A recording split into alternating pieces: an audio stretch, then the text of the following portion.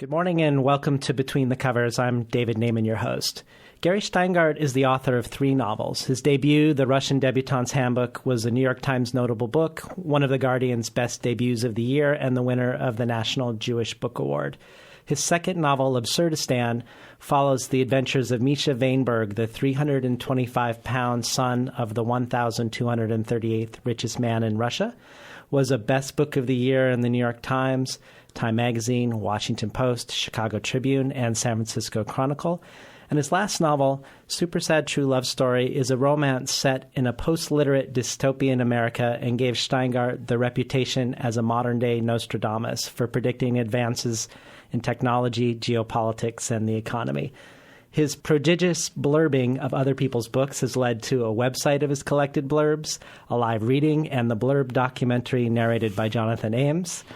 Shteyngart is also in the vanguard of video book trailers, The New Yorker calling him the leading book trailer auteur of our time, the latest starring James Franco as his boyfriend and Jonathan Franzen as his psychoanalyst. And Gary Shteyngart is here to talk about the new book that inspired this trailer, his best book to date in my mind, Little Failure, a Memoir. Welcome to Between the Covers, Gary Shteyngart. Thank you very much. Thank you. So you've written nonfiction before, yes. And at least I know I'm familiar with your nonfiction in Travel and Leisure, yeah, and other places in New York Times. But this is your first book-length nonfiction, and I was curious if this was something that has been percolating for a long time in your mind, is something you wanted to do, or were there particular life events that really shunted you in this direction? Well, I've been writing nonfiction for a while. Sort of in between writing novels, I would do a lot of travel essays. I've been all over the world. But I would also do sort of little personal essays for The New Yorker about, for example, the time when all I wanted as a kid was to have a 69-cent McDonald's hamburger, and my parents took me to took me to McDonald's on a trip to Florida, and they wouldn't allow me to buy one. They brought their own beet salad, and all we did was use the McDonald's napkins and straws. So I did little essays like that, and I thought, hey, I'll just put them together into a little collection. But as I started reading them, I thought there's some kind of connective tissue that's missing, and there's stuff that's really much more painful that I need to sort of take a stab at. And that's where it began, the sort of idea to write it really from beginning to end in a kind of very linear fashion. Most people like to do some postmodern tricks with jumping around in time and space, and it could be beautiful. I love that. But I thought, living my life has been sort of internally jumping around in time and space, so why not just do a very linear kind of version of it and hook up all these different essays, but write out a whole new 80% of the book is just new material that came up as a reaction almost to those essays. There are a lot of autobiographical elements to your fiction. Did you find that writing pure nonfiction presented particular challenges that the fiction didn't? Well, I write satire for the most part. So, I think it's more than satire, but there's a kind of – the humor presents a very nice safety net, because if things get too deep, you can always pull back on the humor, and you can always count on the humor to sort of save the day. Here, there is humor. I don't want to make this out to sound like it's very, it's a serious memoir, but at the same time, you have to lead with the unfortunate incidents that comprised my life, from being born to a failing superpower, to the Soviet Union, to moving to another failing superpower, the U.S. Boy, every superpower I seem to go to seems to fail pretty quickly. Do you think you're the common denominator? I think I'm the common denominator. I remember landing in Beijing, and they were like, "Uh-oh, here we go again," So, well, how was it? You in the book you describe going back and reading your entire collection of fiction. Mm-hmm. What was that experience like? Did you find that you still liked your early writing? I know, like, when you read about Saul Bellow and he goes back to some of his early stuff, he's like, I wish I could edit it still. So did you have any sort of experience that was surprising? Well, first of all, I was shocked by just how much autobiographical material had seeped into these books. I had no idea, all 3 books feature a kind of post-Soviet Jewish nebbish. But I didn't realize that I was really minding my work, my life that much for the fiction. I would edit my first book. It's 450 pages long. I would definitely cut out 70, 80 pages of that. I was in my late 20s when I wrote that, and, one doesn't really hold back at that point. One sort of looks in the mirror and just writes and writes and writes. But writing this memoir also kind of enables me to, in a way, I've given away the store here. There's almost nothing left for me to mine from my life. One of the first interviews I had was with Francine Prose for Interview magazine, and she said, after reading this book, I know you better than I know my husband of 20 years. That's great. That's funny. And now allows me after this to write about other things as well. Yeah. One of the things I really loved in Little Failure was you tracking your interest in writing. Right. And, Russian Debutante's Handbook's your first published book, but it was back when you were 5 when you started writing your first book. And I love that dynamic you describe with your grandmother, with her giving you a piece of cheese for every page finished and giving you a sandwich for every chapter finished. Can you tell us a little bit more about that? Well, she was a journalist for Evening Leningrad, a far better paper than Morning Leningrad, and she wanted me very much to be a writer. I was suffering from asthma, so I could barely leave the house. So she said, write a book. And my topic was Lenin, because there was a huge statue of Lenin right outside. So in the book, Lenin meets a magical goose, and together they invade Finland and create a socialist revolution there, And I was obsessed with the Bolshevik versus Menshevik dynamic because I was reading a book about the Civil War. In Russia, 5-year-old kids are given, 100, 200, 300, 400-page books about the Civil War to read. So I made the goose a Menshevik, and Lenin and the goose had it out, and then Lenin eats the goose for ideological reasons. So, and that kind of presages the fact that politics was such a major part of everything I'd written since. I grew up where politics was life and death, and that's just how it continued. Well, I loved how Lenin was a superhero to you, and also superhero in the book, but also had some of your weaknesses. He had asthma. The asthma, right? Yeah, I gave Lenin asthma. that's great. But he was, talk about a superhero. He was, this was the largest statue of Lenin in Leningrad, so you can only imagine how huge he was. This big, bald guy, his hand was outstretched. He looked like he was about to dance. We called him the Latin Lenin because he looked like he was going to rumba or something. And that was, when I wasn't sick, I'd get outside and hug his pedestal. He was that important to me.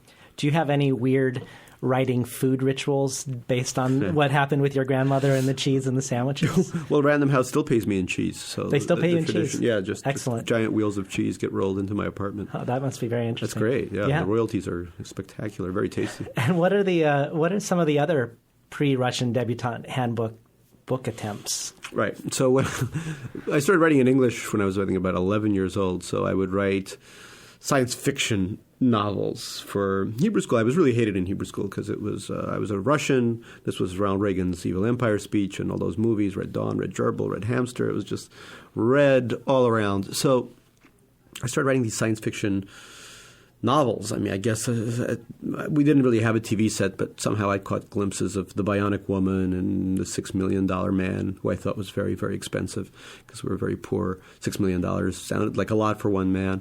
So I wrote, I wrote books like Invasion from Outer Space and The Challenge and Bionic Friends. And one of the substitute teachers at Hebrew school was very sweet and very smart, and she allowed me to take over the end of the English periods and just to read my books to everyone. And I started making friends because of that, nerdish friends, of course, but friends nonetheless, because the kids enjoyed this work. It was very sweet of them to do so. And then I sort of delved into satire. That was the next step. And there was a Hebrew school, so there was a lot of Talmud and Torah and all this stuff that kids, at 11 and 12 really aren't that into. So I wrote my own version of the Jewish Torah called the Genorah, where, Exodus became Sexodus, and it was all... Brooke Shields was a major part of it because she was so hot. She was almost like the Sarah figure in the Bible. She gave birth to a nation. And that won me even more friends. So I went from being this kind of unclubbable fruitcake Russian to sort of, a tolerated eccentric. And that's a step up in elementary school. Oh, that's really interesting. Tell us about the situation for Jews in Russia in the 70s prior to you coming over. I know you were part of a deal, essentially, between Carter and Brezhnev, and I don't think a lot lot of people are that familiar with. Yeah, first of all, there was a lot of American Jews were agitating for the release of the Soviet Jews. Soviet Jews were trying to get out for a very long time. The Soviet Union did not want to let them go. Many of them, including my parents, were quite educated and formed the economy was always a disaster, but you needed all the engineers you could get your hands on. So the deal was sort of a grain Jew deal, which was the exchange of because the Soviet Union had these horrible wheat harvests, so it was grain exchanged for Jews. So I was worth 300 loaves of bread and a croissant or something like that. We were all traded for grain and a little bit of high technology. And you could use the cheese that you get from Random House with that bread. You could make a nice grilled cheese sandwich out of my whole life at that point. So, but there was a lot of anti-Semitism in the Soviet Union, and plus the whole place just was a disaster. And my mother made a very important and a choice that I'm very thankful for, which is that she sacrificed. Her mother was dying at this point. Was the one that commissioned the cheese novels from me, and she was starting to suffer from vascular dementia, and she left her with her sisters, and that was a huge choice. And just to make sure that I was able to grow up in America, that I wouldn't have to go to the Red Army and do all the other stuff that would prove lethal to a small asthmatic boy like myself. Well, it was really, in reading the book, I was really curious to know how a Soviet Jew coming in the 70s would be received by the Jewish community in America, particularly because a lot of Jews many generations back come from the Ukraine and Belarus, like your family originally did. But it was fascinating to see how you were put in Hebrew school and then you were tormented and beat up, not because you were Jewish, but because you were Russian during the Reagan era. That was sort of the funny thing, yeah. I mean, it was a mixed bag in the sense that, hey, they got us out to begin with. They were incredibly nice to my parents, for example. My father got a job as an engineer, which was very rare because, a lot of Russians ended up driving taxis or whatnot.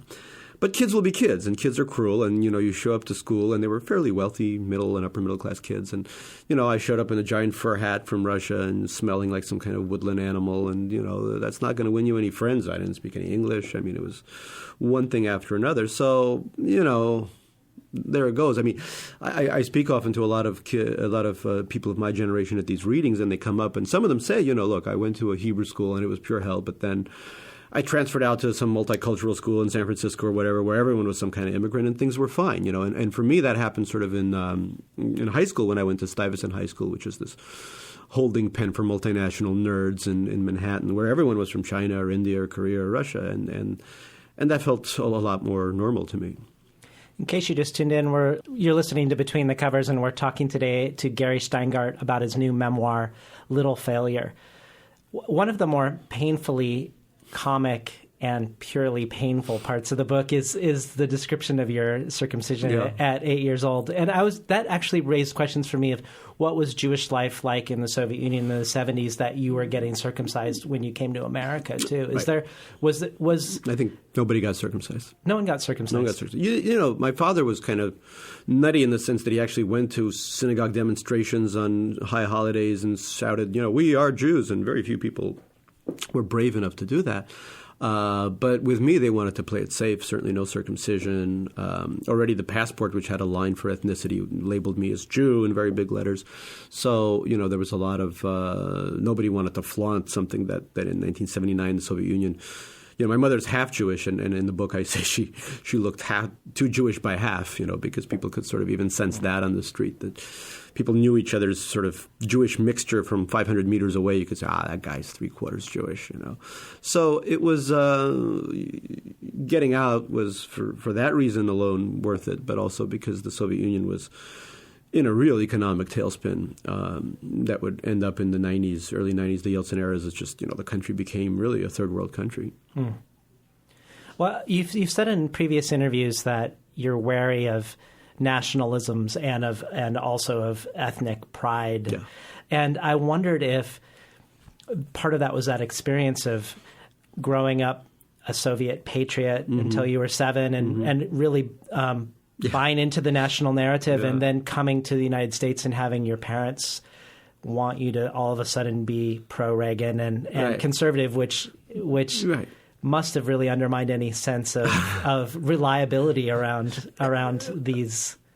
Yeah. I mean, it was crazy. I mean, you grow up in a society where everyone is supposed to worship Lenin. I mean, I was too young to figure out that there was an undercurrent of hatred there, too. And then, then you end up in America, and like most post-Soviet immigrants, and also a lot of other immigrants from Cuba, other communist countries, you became quite conservative. I mean, it's not, you can't generalize, say everyone's like that, but certainly the vast majority of Russian Jews were, my parents' generation, were very conservative.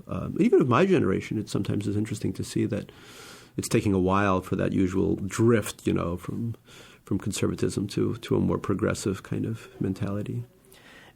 And along the line of distrusting nationalisms, you do this really great thing in Little Failure where you describe the way Pushkin is drained out of the Russian language and these slogans that you see as a kid in the train station.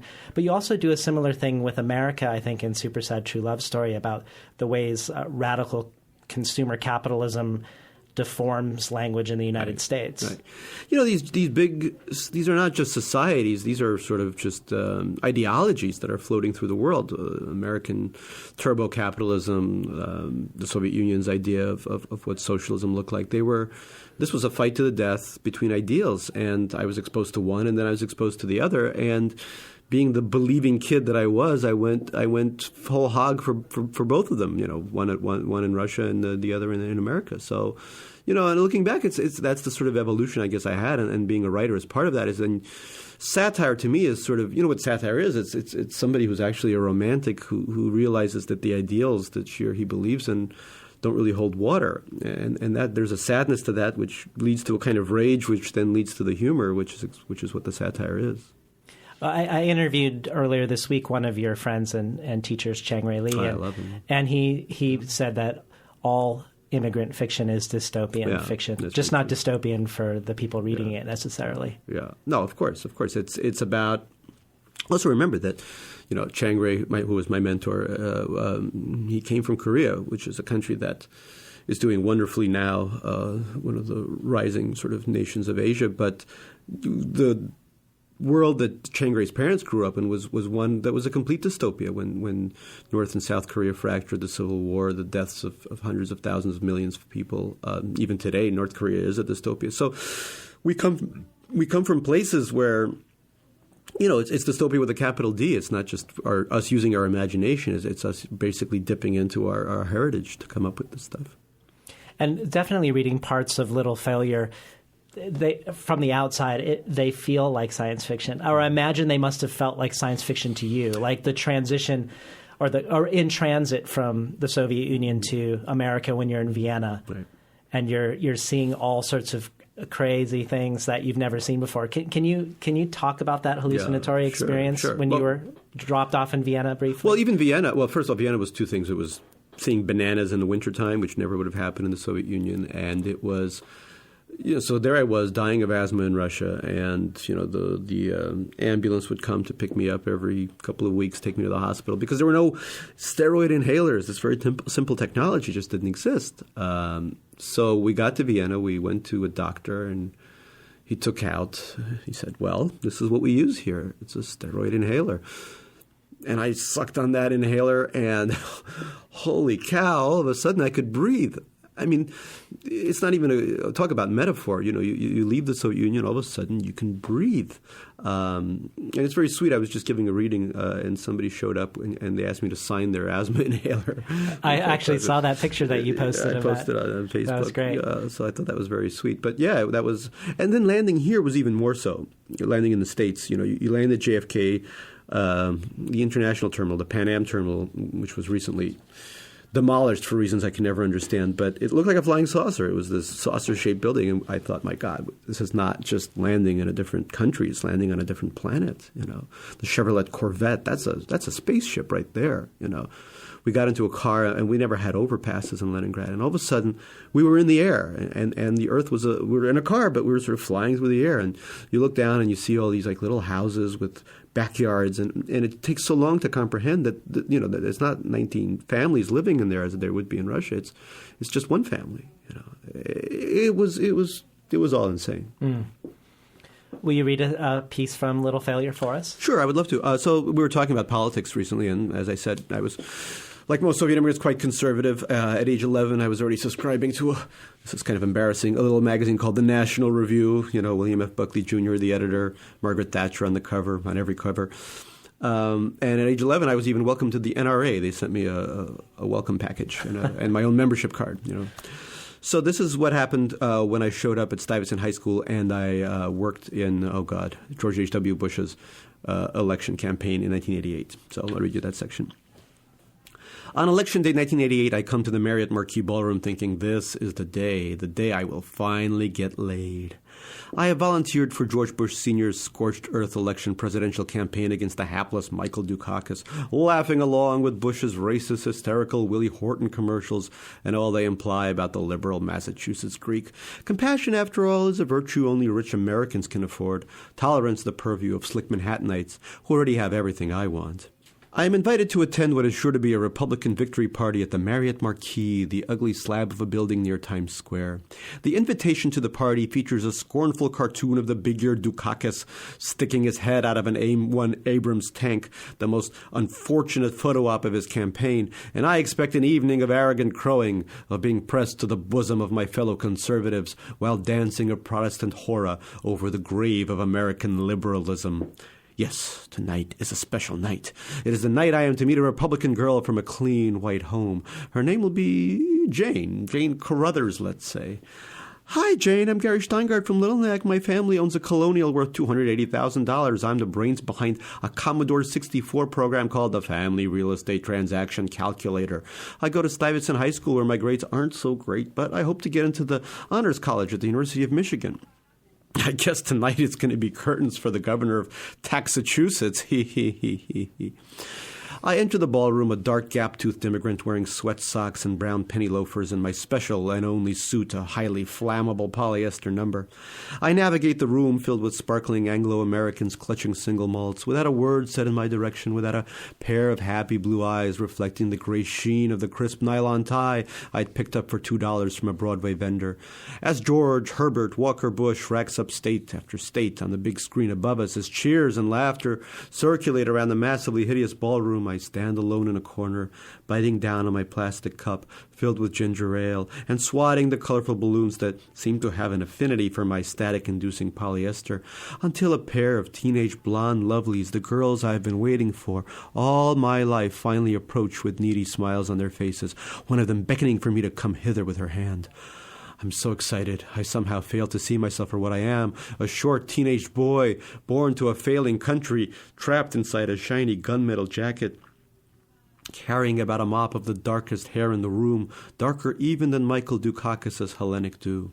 Which one will be my Jane? Which one will trace the W of my weak chin with her pewter fingers? Which one will take me on her boat and introduce me to the millionaire and his wife? You know something, Daddy? Gary survived communism just so he could join the GOP. I think that's very courageous, son. Would you like to throw the old pigskin around with me and Jack Kemp after cocktails? Just leave your topsiders in the mudroom. Hey, one of the lovelies says. Me, debonair, unconcerned. Hey? So I'll have a rum and coke, just a splash of ice and a lime. Mandy, you said no ice, right? She'll have a Diet Coke, lime, no ice. I have been mistaken for the waiter.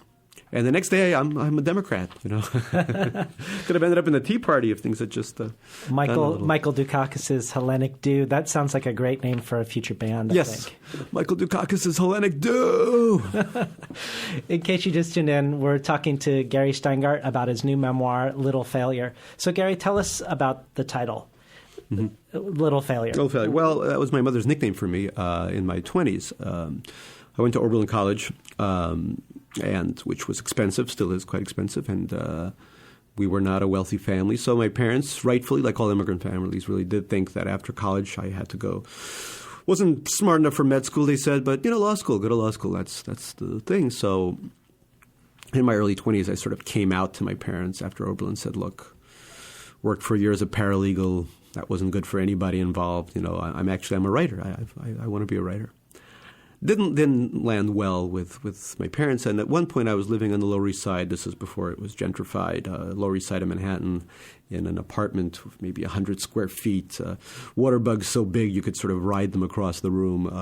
My mother came to take a look at it and said, "Oh, you are a little failure, aren't you?" And she coined her own term, which was failure-chka, which was a combination of the English word failure, and the chka is a diminutive. So she kind of very brilliantly combined this Russian-English word. And that became the title of the book. So. Yeah, and the name Little Failure is just one of maybe hundreds of names that you've had through your life. Yes. So I was very sick. My dad used to call me Snotty because I was always filled with snot. At school, in Hebrew school, I was Gary Gnu III, based on the combination of a character from a children's show called The Great Space Coaster and William Horton, what's his name? Thurwell III, on Gilligan's Island, the millionaire. God, I'm blanking on his name. It's too bad the professor just died yesterday. I saw that. Yeah, he was. I used to love that guy. So that was one name. Then there was in college, because even at Oberlin, I somehow managed to consume more marijuana than everyone else. I was called Scary Gary, which is kind of a funny nickname. People would say, "Oh my God, this party's really gotten started. Even Scary Gary's here." Well, if you think about the sort of dual experience of being an immigrant, of both belonging and not belonging in two places at the same time, here it feels much more varied. Instead of two personalities, it's like you have multiple personalities. Right. But a common one for immigrants is not necessarily having or keeping the name that they had before. That's right. Tell us a little bit about the choice not to keep your given name. Well, I had enough problems already being the red gerbil in Hebrew school. So I started out with Igor was my name, or Igor. But Igor, as we know, is Frankenstein's assistant. So we switched the letters around. We got Gory. That didn't sound so great. So we flipped the O to an A. All Russians loved Gary Cooper, and hence I became Gary. And my real name wasn't even Shteyngart. It was Steinhorn, which means stone horn. So my real name was Igor Stonehorn, which is sort of a Bavarian porn star's name, Well, let's talk a little bit about your portrayal of your parents. How difficult was that? I would imagine that would have been extremely difficult, given obviously the potentially abusive ways, like the names that they gave you.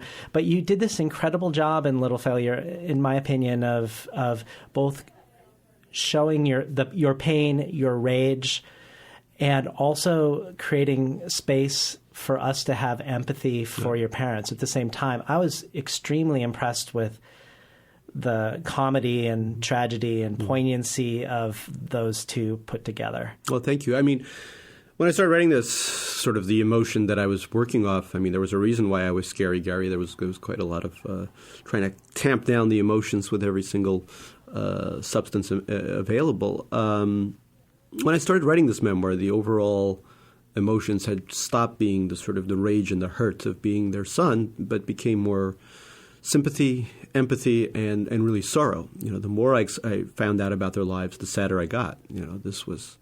These were difficult lives. My father's first memory is his finding out his own father was killed when he was a tiny little kid in the war, in World War II, being evacuated from Leningrad, the Germans strafing the train that was evacuating them and them having to dive under the train for cover, his best friend dying when they were taken out of Leningrad, possibly of starvation, a kid of 3 or 4 years old, his cousin jumping out of a window because she was pursued by rats because the rats were also starving and trying to eat anything alive. And then after the war, him under the table, the kitchen table, crying and singing opera. He loved opera, and he dreaming of his real father, wishing he could go back in time and kill Hitler so that his father wouldn't die, and then inheriting a horrifying stepfather who a lot of violence, a lot of ugliness, and that was his life, and that's the inheritance in some ways. And what do you expect? They did the best they could with what they had. Yeah, that was one of the most moving parts of the book for me. Was you had just finished describing a scene where your father seemed really horrible, and then you jumped to, here are my father's first 4 memories, and it was really intense and really shifted the way you viewed the rest of the book, even when you saw your father as extremely difficult. Yes. You still always had those 4 memories as a reader haunting everything that you read after that. Well, thank you. That's certainly the hope that These are complicated people, more complex than anyone I've ever encountered, really. Because the level of the level of both their inability to sort of gate these thoughts, as many immigrants do. I have friends from a friend from India who's a brilliant writer, and his mother likes to spit on the ground and say, "You are not worth the spit on this ground," And this man went to every Ivy League school imaginable, got professional degrees. I mean, he did everything possible, but it's not enough, because the mentality is that it's simply not enough. But on the other hand, this incredible love toward their only son, it's such a varied package, and I think that I don't think I would have started a memoir with my parents as central characters without one element missing. If they're just the perfect parents don't really even exist in the world, then we can't do that. And if they're just monsters, then this would not have been written either. It's the combination that makes it worthwhile for me.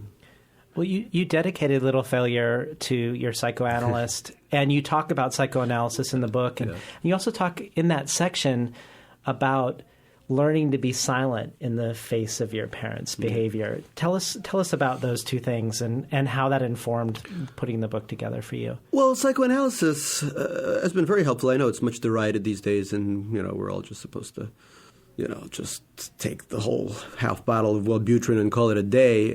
Managed care is all about not treating it with talk therapy as much as possible. But psychoanalysis was wonderful for me because, if you're an erudite person and you like to talk, and some would say, well, if you like to hear yourself talk, and maybe there's some truth to that. It's not entirely a non-narcissistic endeavor. But at the same time, it really saved my life in many ways. It allowed me to take my own work seriously. It allowed me to submit my first book to Chang-Rae Lee, who got me a book deal in 2 weeks, But it also allowed me to. So when my mother and my parents, when they would say something like "Little Failure," it just burrowed in it, and that's what I was for the week, for the 2 weeks, etc. I was a little failure. It was there was no. My parents were the lawgivers, and what I learned was to both be able to love them, but not to fear them, and not to allow this to dominate my idea of who I am. So, okay, Little Failure, but that becomes the material. That's not who I am. It's what they say. It's a window into how they think. It's a window into their anxiety. I don't have to be the little failure. I can just use it for something that hopefully is eye-opening for others. That idea of being silent in the presence of it, maybe I'm reading too much into this, but when I look at the trajectory of your fiction, I feel like there's more of that as the books go on. When I think of Russian Debutante's Handbook, it feels like more stream of consciousness and performative. Right. And then when you get up to Super Sad True Love Story, just the very structure of having 2 points of view and giving half the book to someone other than Lenny. Right. And here, it seems more challenging and daunting task, allowing real people to take the stage in your book, people that in other parts of the book are causing harm, and really allowing us to see them in their full dimension. Yeah, well, the final chapter is almost a transcription of a trip to Russia that I take with my parents, and they haven't been back in decades. I try to go back a lot for my books, but so I really. That's sort of psychoanalysis there in the sense that I try to shut up as much as possible and not editorialize as much as I usually do, and just let them speak because they have interesting things to say. And how are they receiving the book? I don't know. I mean, I sent them a copy. I haven't heard back. Their English isn't perfect, so I think a book like this and other books, they've usually waited for the Russian edition to begin to And what is it like for you as a literary figure in Russia? Do you go there and do readings? I do, but I wouldn't call myself a literary figure in Russia. I think, like 300 people in Moscow and Petersburg know who I am. Reviews have included Balding Traitor Betrays Motherland. That was one review. The satire has not been well received there. One review that I think was very telling was, he's left us, and yet he makes fun of us. You're allowed to be a satirist, but you have to stay and live in that muck in order to fully be one of them. Then it's okay, but to do this from the comfort and safety of your New York apartment is considered a real betrayal. So if Gogol had moved to New York, then... But Gogol did. He left. He lived all over Europe. All of them sort of lived. But in the end, they all came back. Interesting. Actually, no, Gogol, I don't even remember where he died. Maybe he did die abroad. But there was a – look, I go back, once every year or 2 years for 2 weeks, and that's the most I can take without wanting to, shoot myself at the airport.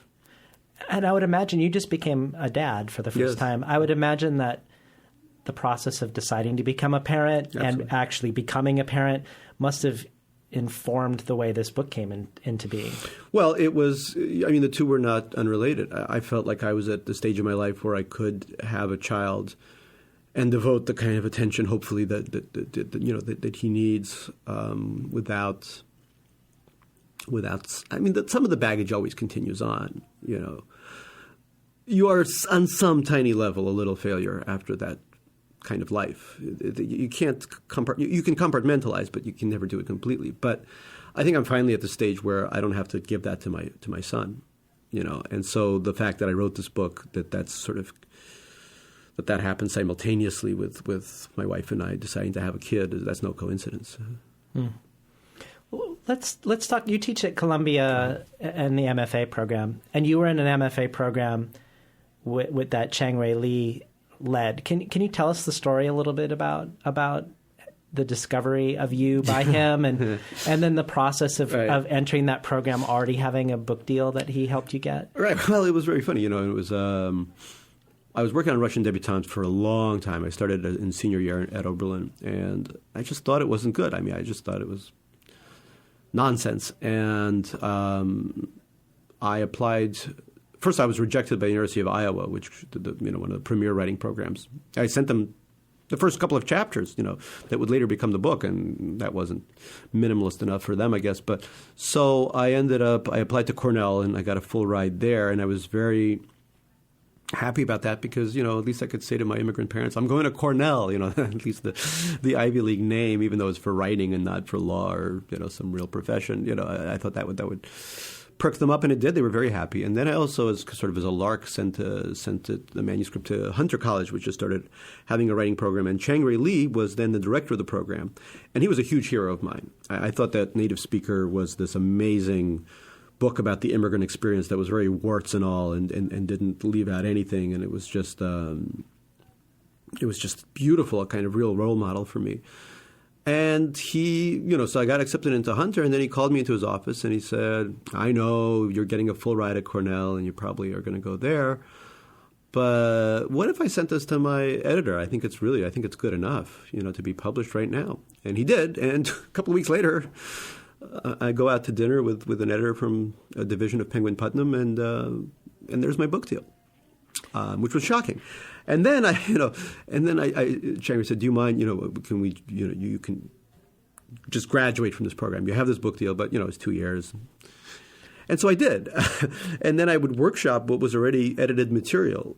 And, a lot of the students were like, oh, this is terrible. This is clever by half, And so it gives you a nice kind of look into what an MFA program could be like, which is, writing by committee, where everyone sort of piles in and then reduces it to the common denominator. And when I teach at Columbia now, sort of my goal is purely to look for the voice.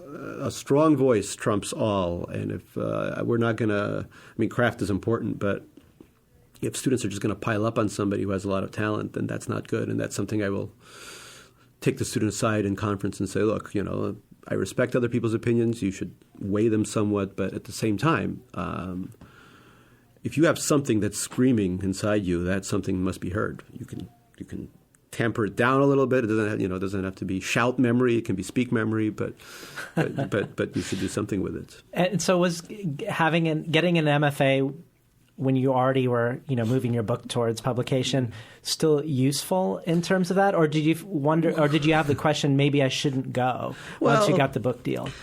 It wasn't a lot of work, I'll say that, because I already did the actual work. Most of the work in the MFA program is the actual writing, and I already had the book, so there wasn't anything I had to do. I just workshopped. I just brought in chapters that were already going to be published to hear people's criticism about them. So that must really have been strange. It was so hilarious, And finally, I could tell people it was already time to announce that I was, and people would say, "Oh, it's a great book." People's opinions suddenly got a lot better. Well, one of the classes you teach at Columbia is on immigrant fiction. Yeah. Can you tell us what you look for in immigrant fiction, and then what are some of the books that you continually go back to teach? Well, they start off with Henry Roth's "Call It Sleep," and I quote a line from there in Little Failure, because it's a scene where one of the characters, who's this sheltered Jewish boy from a very difficult family, and he meets his first non-Jewish boy, this Polish guy, and he's eating ham and launching kites into the sky, and his name is Leo, the kid, the Polish kid, and he says, "Geez, Leo wasn't afraid. He wasn't afraid." There was this beautiful line where this anxious kid sees that another life is possible. So I teach that, certainly. Then I go off to Nabokov's Pnin, which is my favorite novel of his, but more so than Lolita or Pale Fire, which are wonderful novels. But there's something very humane about his. This is a story of a very befuddled Russian professor in a Cornell-like university where Nabokov himself taught. And it also has a chapter on the Holocaust that I think is one of the most beautiful, poignant chapters on the Holocaust ever written. And then it's a collection of the modern greats, Chiang Rei's Native Speaker, Jhumpa Lahiri's Interpreter of Maladies, Junot Diaz's Drown, and so forth. And so it's a really wide range of both the past and the present. I thought actually of Call It Sleep and Henry Roth and reading Little Failure.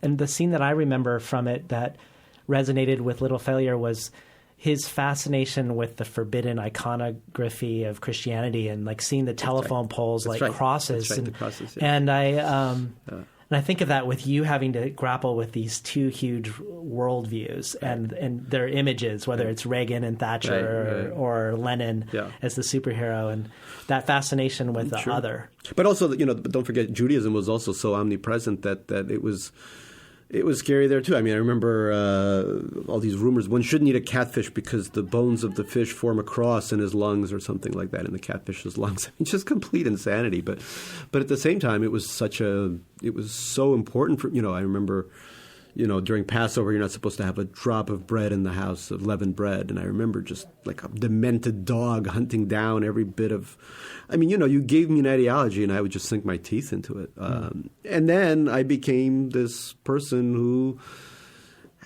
does not feel strong nationalism, is not religious. All those years of believing have given birth to just, I have political convictions, but it's not, I will never march for anything again. I will never take part in an ethnic pride parade.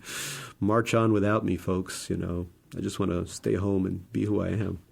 You have some interesting thoughts on the popularity of immigrant fiction in a country that almost doesn't translate any books into English from other countries. Right. Can you tell us about that weird juxtaposition of phenomenon? Weird. Countries like Germany translate half their works, and France, Spain, Italy, but we translate 1 or 2% or less or more. No, I think 2% is about the right number.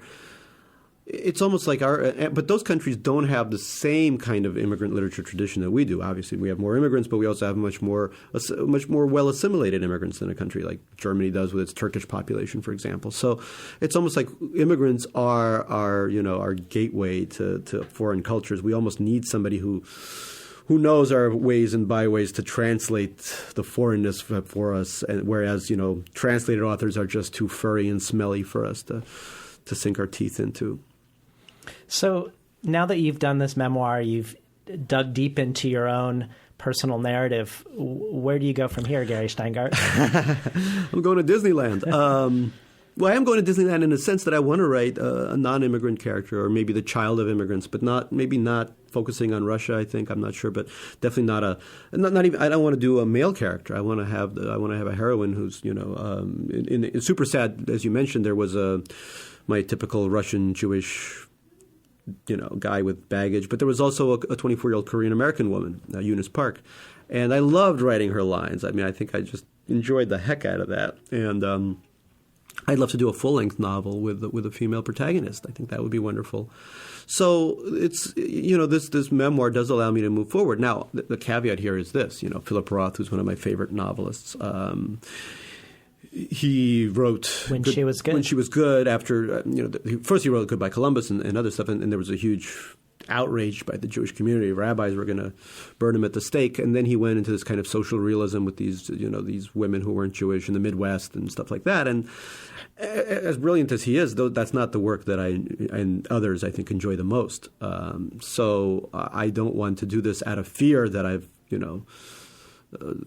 taken this too far, but rather I want to see the range that I can get away with. And I think I also want, if this book has given me more empathy for my parents and other people in my life, I also want to develop empathy for people outside of my orbit and see what that feels like. Well, I look forward to it. Thank you so much. Thanks for being on Between the Covers today, Gary. Thank you. Great pleasure. We're talking today with Gary Shteyngart, the author of Little Failure, a memoir. You've been listening to Between the Covers. I'm David Naiman, your host.